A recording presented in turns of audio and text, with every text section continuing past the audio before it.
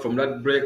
We are busy here discussing about is political corruption now institutionalized in Uganda. And before we went for a break, Felix was trying to hint on how the credibility of Parliament now is cast in doubt because of some of the political corruption cases that have been occurring in that house. So I would like to bring Henry here on board. You've just had Felix trying to give us his view on why the credibility of Parliament right now is cast in doubt. Could you please help us stress where did political corruption start being institutionalized in Parliament of Uganda? When and where and how did it start?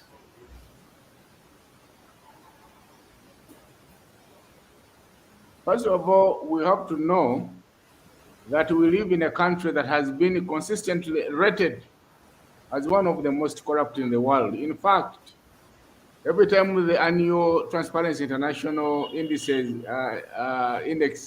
report is produced, when you're looking for Uganda, you don't start from top. You go to the league of the thugs. That's where you'll find how us rated. And the question is not whether we have improved. The question is how far have we degenerated, because that's what the expectation.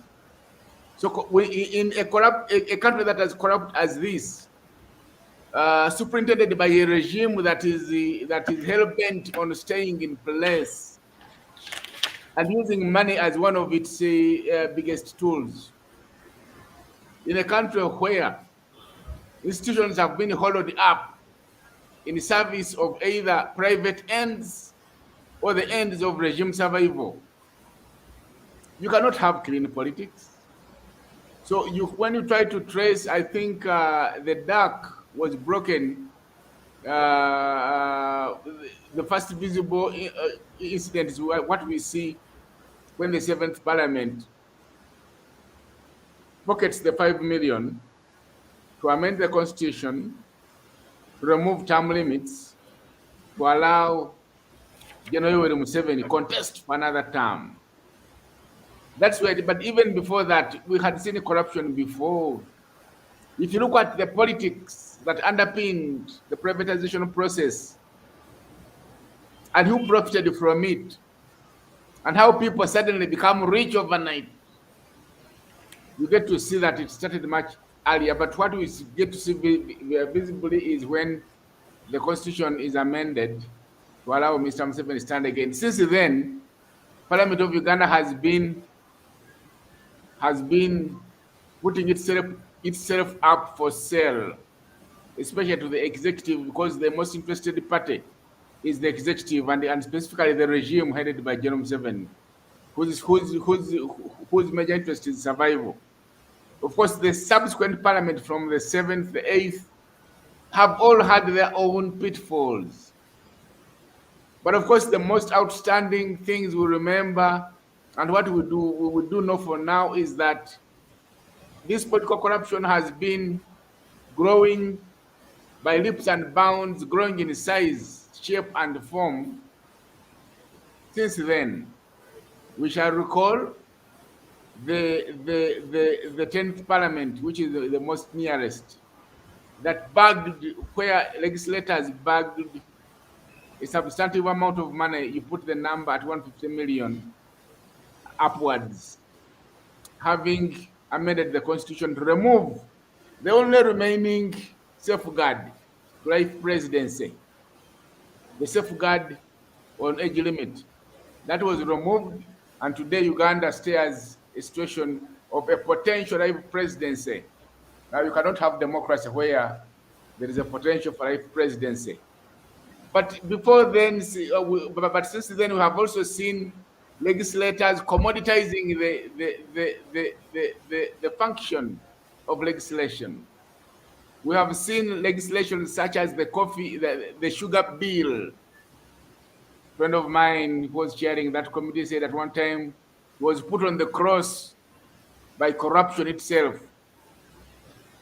The bill of importation of old vehicles, where sacks of money are alleged to have made their way into parliament to make sure that the dealers of those bonds are not put out of business, because the proposal was that any vehicle older than 5 years should not be allowed into Uganda, and that would effectively have ended the businesses of those. The lotteries and gamings bill, all of these were deal making legislation. So these legislators today have this commoditized the function of parliament. Now, of course, you look at the things that feed into this electoral corruption, that they are ready and willing and happy to spend as much as it takes for them to be elected. I was speaking with some of them, and they told me that if you want to be to sail through, you have to also make sure you don't only bribe voters, you also bribe the officials of the electoral commission, the returning officers. That happens around the elections. A lot of money changes hands. Today we are looking at petitions, electoral petitions on in the courts of law, where the losers have appealed in the Supreme Court. They will tell you that without money you cannot win a case. So politics has been commoditized, commercialized, and this seems to be institutionalized because it has been allowed to blossom and thrive.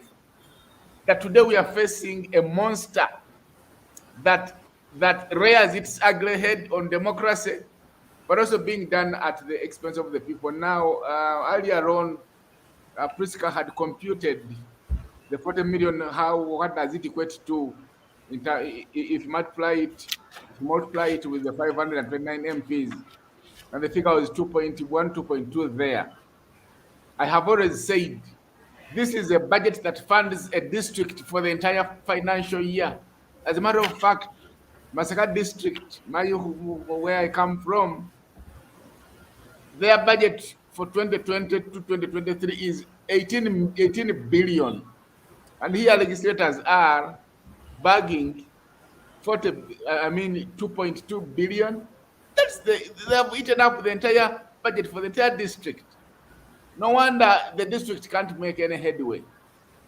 Now, when you look at what they have allocated to the parish development model, and again, Priska alluded to this, it is 1 billion. It is 1 trillion. 22 billion is about 22% of what they have allocated to the parish development model. Are you kidding me? Are we serious about development, or are we just grossing over it? And I think the fact that everybody bags this money, regardless of the political divide, and everybody is happy and willing, takes you to ask yourself questions such as, when these men and women were contesting, what was the driving factor? Was it service or money making?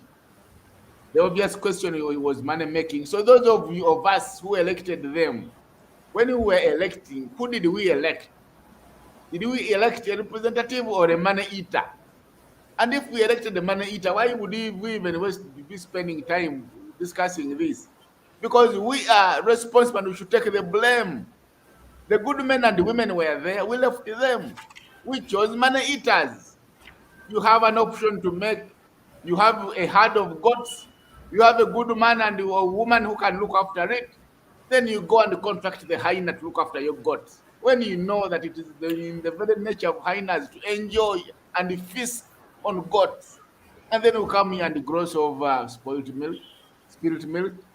I think political corruption, the truth is, has been institutionalized, and it is going to take, and this regime now does not have the wherewithal, neither the political will, even the capacity to fight it, because you have heard the undertones and statements from the head of state when he wants the IGG to go slow on those lifestyle audits.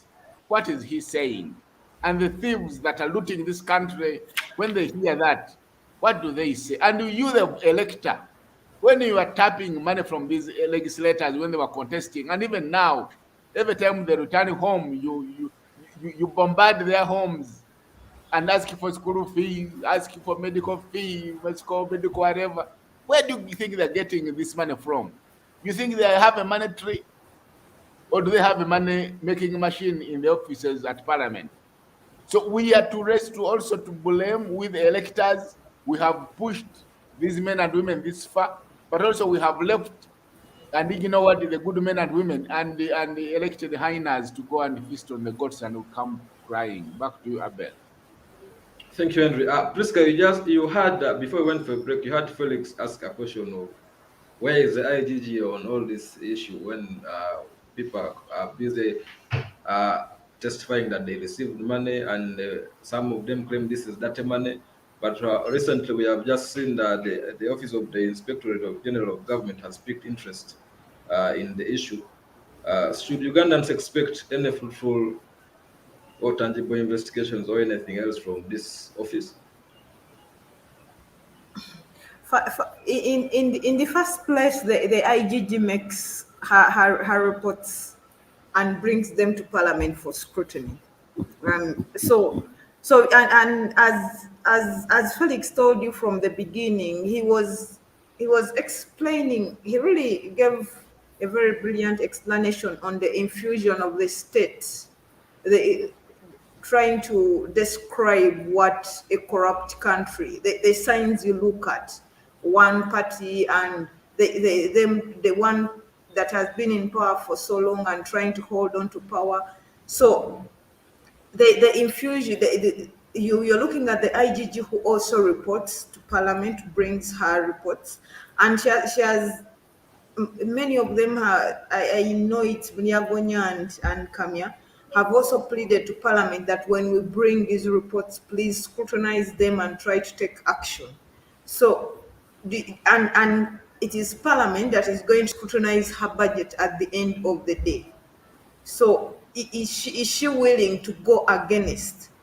Because I've been in those committees, and you see that at times when the public tries to, when some of these government officials try to criticize Parliament, MPs, they wait for you at the budget and they try to bully you before the media and everything.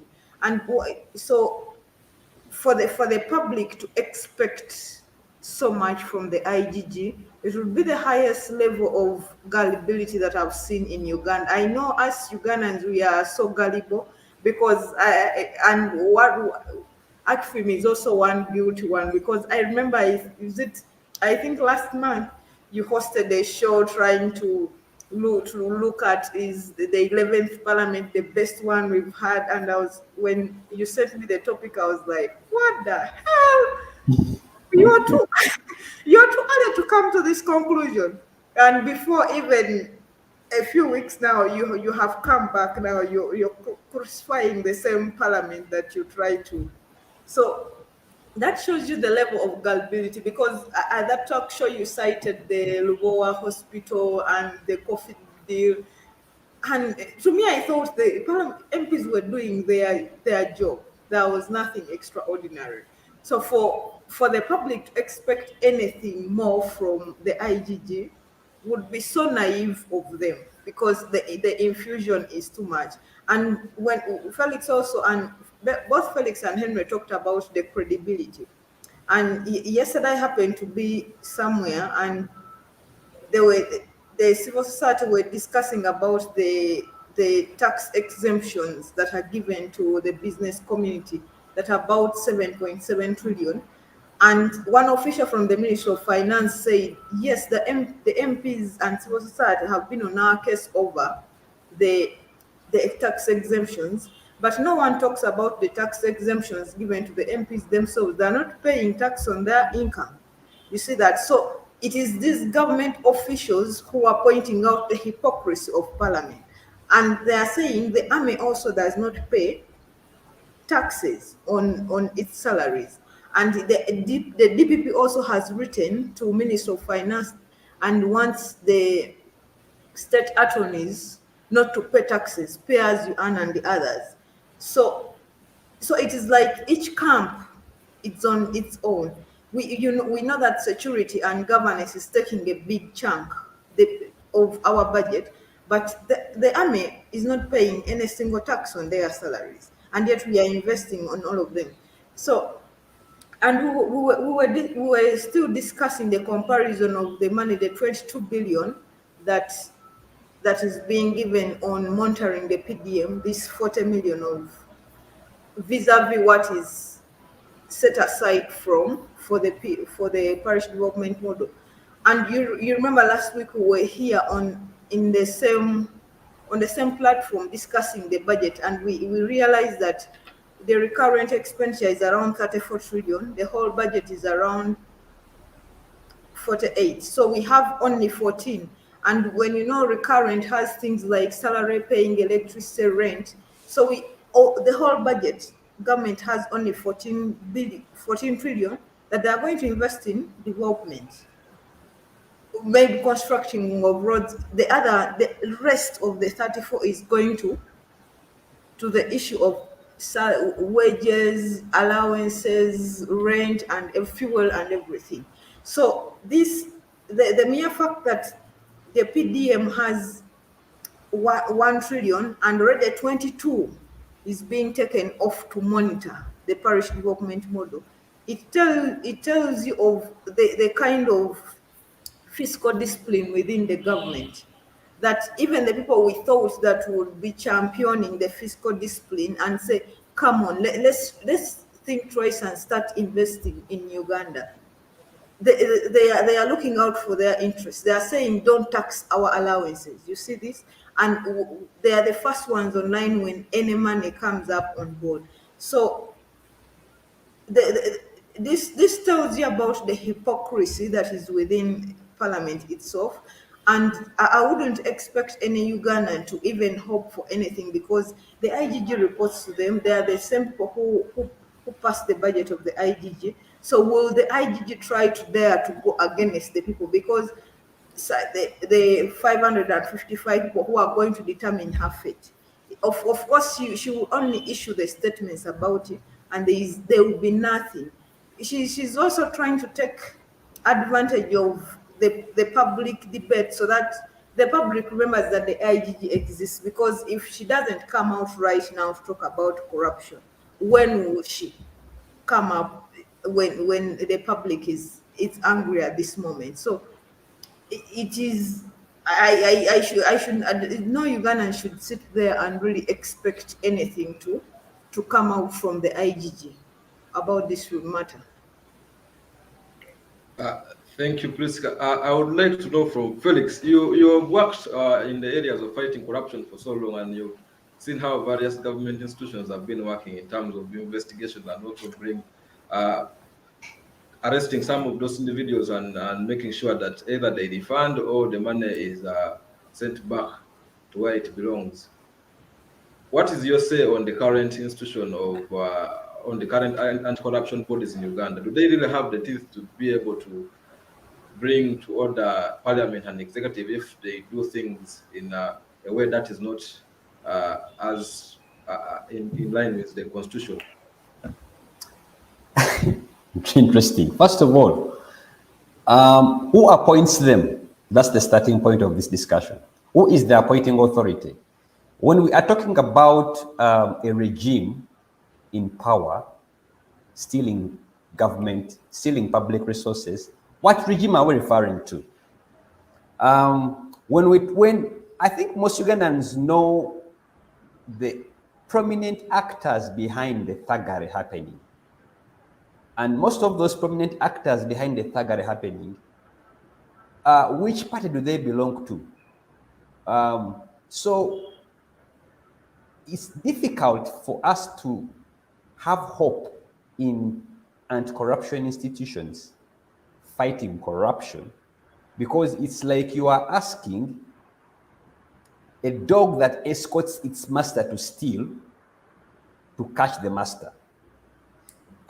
In my opinion, because of the way corruption, you see, when we talk about political corruption, you need to understand that this is corruption that pervades and it is orchestrated by the people who have levers of power. Those who are in power are the ones stealing. Those who have access to power are the ones stealing. You can have access to power by being in power or by being a proxy. So when you are in such an environment, it's difficult to fight corruption even when you are an anti-corruption institution. So, because I know our time is running very fast, it is very difficult for the institutions mandated to fight corruption within the context of Uganda to fight corruption, because those institutions are appointed by the corrupt. They are maintained by the corrupt. They are sustained by the corrupt. In fact, the corrupt are intentional to appoint those they appoint. So there is no way you can expect these institutions to fight corruption in Uganda. Thank you, Felix. I know our time is fast spent, but I would like Henry to respond to this last question. We have seen it's only one political party that came out to condemn this act or advise their MPs to return the money, and that's only National Unity Platform, which is the leading opposition political party in parliament. Others just went silent.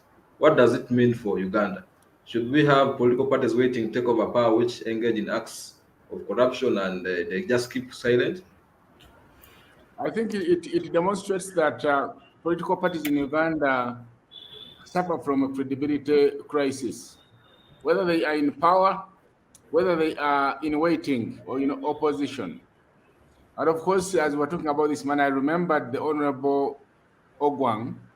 For him, he called the money he received he called it a gratuity. Now, for him, he received it on his bank account. It's not even clear what the money is for. See, there are those who picked cash, there are those who received it on their bank account. We will establish the facts around this money. But for political parties to stay quiet means they are all suffering from a credibility crisis.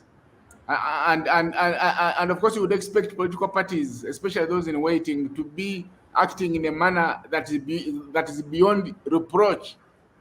They should be exercising the highest moral turpitude, so that we can look around and say, oh, there's a difference. But as it is now, it's difficult to draw the line between the party in power and the parties in opposition in terms of the moral high ground. Thank you. Thank you so much, Henry. Thank you, Felix and Priska, for your time. It has been a pleasure having you. Our time has run out, so I want to thank all our viewers outside there who have been following. Let's keep in touch. Next week, again, we shall have the other perspective, the same time. The other perspective is brought to you by Alliance Finance Monitoring, a political finance watchdog in Africa that monitors the issues of money in public institutions, money in politics and public institutions. So one of our issues is to highlight and expose some of the corruption in Africa and Uganda at large. So let's keep having the conversation on all our social media platforms. It has been me, Abel Eseru. Let's again meet next week, same time, same day.